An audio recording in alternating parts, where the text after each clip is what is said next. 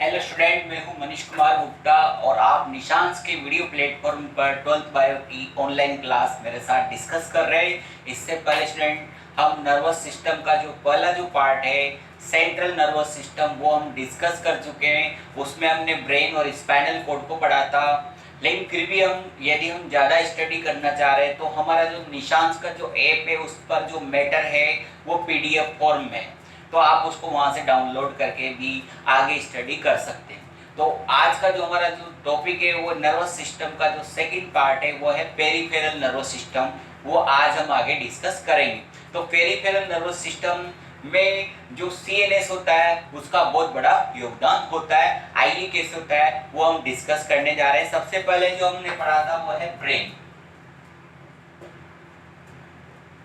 Brain से जो तंत्रिकाएं निकलती है, जो नर्व एराइज होती है, उनको हम क्रेनियल नर्व्स के नाम से जानते हैं। क्रेनियल नर्व यानी कि कपाल तंत्रिकाएं कहां से निकलती है? ब्रेन से। तो ब्रेन से जो तंत्रिकाएं निकलती है उन्हें हम कपालीय तंत्रिकाएं कहते हैं। इसके बाद जो दूसरा टॉपिक हमने डिस्कस किया था वो था स्पाइनल कॉर्ड। स्पाइनल कॉर्ड से भी तंत्रिकाएं निकलती स्टूडेंट, और जिनको हम बोलते हैं स्पाइनल नर्व। तो दो प्रकार की तंत्रिकाएं हमने देखी। कुछ जो तंत्रिकाएं मस्तिष्क से निकलती है, ब्रेन से निकलती है, उन्हें हम क्रेनियल नर्व के नाम से, कपालीय तंत्रिकाओं के नाम से जानते हैं। और जो तंत्रिकाएं स्पाइनल कॉर्ड से निकलती है उन्हें हम स्पाइनल नर्व के नाम से जानते हैं। और ये दोनों प्रकार की तंत्रिकाएं आपस में मिलकर जो पेरिफेरल नर्वस सिस्टम है इसका निर्माण करती है। तो स्टूडेंट मैं आपको आगे इनकी डिटेल भी बताना चाहता हूं। सबसे पहले हम ले रहे हैं क्रेनियल नर्व। क्रेनियल नर्व की मानव में जो संख्या होती है वो है 12 जोड़ी। तो आज हम 12 जोड़ी तंत्रिकाओं के नाम यहाँ पर लिखेंगे और फिर उनकी जो प्रकृति है वो भी हम यहाँ पर डिस्कस करेंगे। सबसे पहले ऑल्फैक्टरी नर्व, मैं यहाँ पर शॉर्ट में लिखूंगा, आप इसको थोड़ा ध्यान से देखिएगा। सबसे पहले olfactory nerve, second optic nerve, third oculomotor, trochlear, trigeminal, abducens, facial, auditory, glossopharyngeal, vagus, spinal accessories और हाइपोग्लोसल। तो ये 12 जोड़ी जो कपाल तंत्रिकाएं होती है, क्रेनियल नर्व होती है, उनके ये नाम है यहाँ पर। और इसमें जो सबसे ज्यादा जो पूछा जाने वाला जो क्वेश्चन है वो है इनकी प्रकृति। तो ये जो 12 जोड़ी कपाल तंत्रिकाएं होती है इनकी प्रकृति क्या है? तो इनकी प्रकृति को हम इनके कार्य के आधार पर देखते हैं। तो यहाँ पर 3 प्रकार की प्रकृति हमें मिलती है। सबसे पहले सेंसरी। सेंसरी को स्टूडेंट मैं यहाँ पर एस से व्यक्त कर रहा हूँ। सेंसरी मतलब संवेदी, जो संवेदनाओं को ग्रहण करने का, लाने का कार्य करती है, उनको हम सेंसरी कहते हैं। सेकंड जो है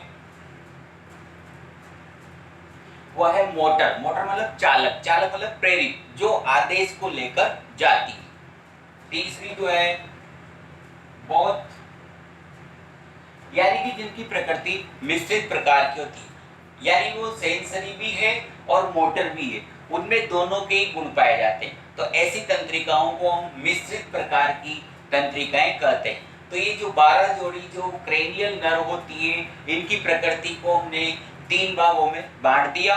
कौन सी तंत्रिका किस प्रकार की होती है ये बहुत सी बार परीक्षाओं में पूछा गया है, तो इसके बारे में भी आज हम आगे डिस्कस करने वाले हैं। इनकी प्रकृति मैं आपके सामने लिख रहा हूं।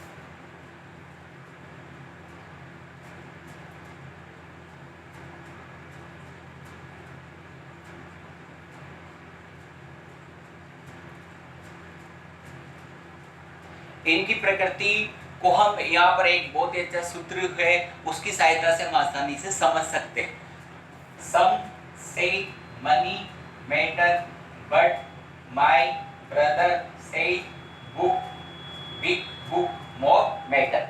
मैं आपको एक बार फिर बता दूं, इनकी प्रकृति को हमने एस, एस का मतलब यहाँ पर सेंसरी, एम का मतलब यहाँ पर मोटर और बी का मतलब हमें समझना है बोथ। तो दोनों प्रकार की तंत्रिका, तीनों प्रकार की जो इनकी प्रकृति है उसको हम बहुत ही अच्छे सूत्र से बहुत ही आसानी से समझ सकते हैं।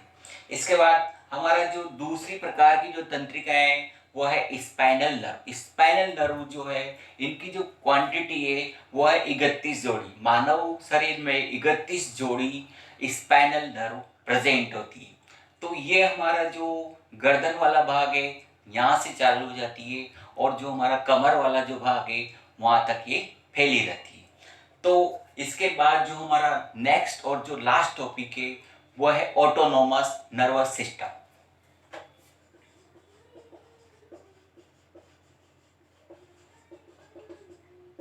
ऑटोनोमस नर्वस सिस्टम का नाम ऑटोनोमस क्यों पड़ा स्टूडेंट? क्योंकि ये ऑटोनोमस है, ये स्वायत्त है, इस पर किसी का कंट्रोल नहीं होता, ये स्वयं अपने कंट्रोल से अपना काम करता है। स्टूडेंट इसमें बहुत इंपॉर्टेंट बात मैं आपको बताना चाह रहा हूँ, ये जो ऑटोनोमस नर्वस सिस्टम होता है ये किस जगह पर अपना काम करता है? तो स्टूडेंट जो हमारी अनैच्छिक पेशियां होती है और जो हमारी ग्लैंड्स होती है, ग्रंथियां जो होती है, वहां पर ये तंत्रिकाओं को भेजता है और उनको किस तरह काम करना है वो इसके ऊपर डिपेंड करता है। तो जो हमारी अनैच्छिक पेशियां हैं, जो हमारी ग्रंथियां हैं, उनमें तंत्रिकाओं को भेजना इसका इंपॉर्टेंट वर्क है। और इसको हम सुविधा की दृष्टि से दो भागों में पढ़ते हैं। इसका पहला भाग है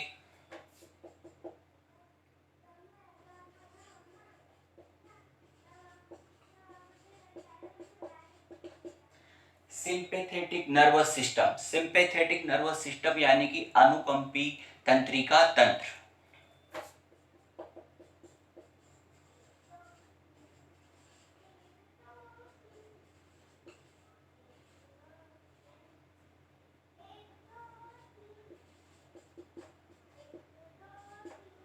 दूसरा जो इसका पार्ट है वो है पैरासिम्पेथेटिक नर्वस सिस्टम यानी कि परानुकंपी तंत्रिका तंत्र। स्टूडेंट ऑटोनोमस नर्वस सिस्टम को टू पार्ट्स में डिवाइड किया गया है, सिंपैथेटिक नर्वस सिस्टम और पैरासिम्पेथेटिक नर्वस सिस्टम। ये दोनों तंत्र, ये दोनों सिस्टम एक दूसरे के विपरीत कार्य करते हैं।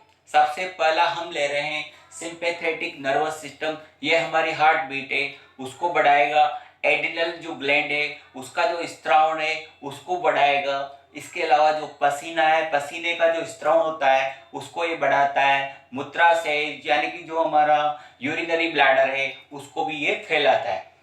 इसके अलावा ये जो हमारी लार है, लार का जो सेलाइवा है उसका स्त्रावण कम करता है।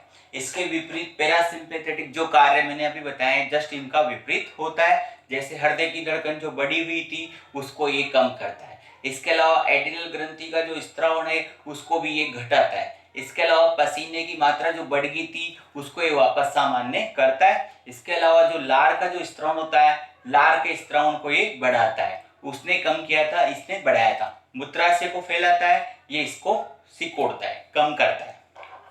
स्टूडेंट ये बहुत ही इंपॉर्टेंट सिस्टम है हमारी बॉडी का। जब आपातकालीन परिस्थितियां होती है, आपातकालीन परिस्थितियों में ये बहुत ही अहम भूमिका निभाता है। जैसे आप लोग अभी कोरोना की, हम सब अभी कोरोना की आपातकालीन स्थितियों से गुजर रहे हैं, वैसे जो हमारी जो दूसरी आपातकालीन स्थितियां होती है उनके प्रति जो जिम्मेदार है वह है ऑटोनोमस नर्वस सिस्टम। स्टूडेंट ये विपरीत परिस्थितियों में इस तरह के परिवर्तन करके हमारे शरीर की सुरक्षा करता है। और इसका जो दूसरा भाग है पैरासिम्पेथेटिक भाग, ये उन बदली हुई परिस्थितियों को, जब आपातकालीन परिस्थितियां समाप्त हो जाती है उसके बाद सामान्य करने का कार्य करता है।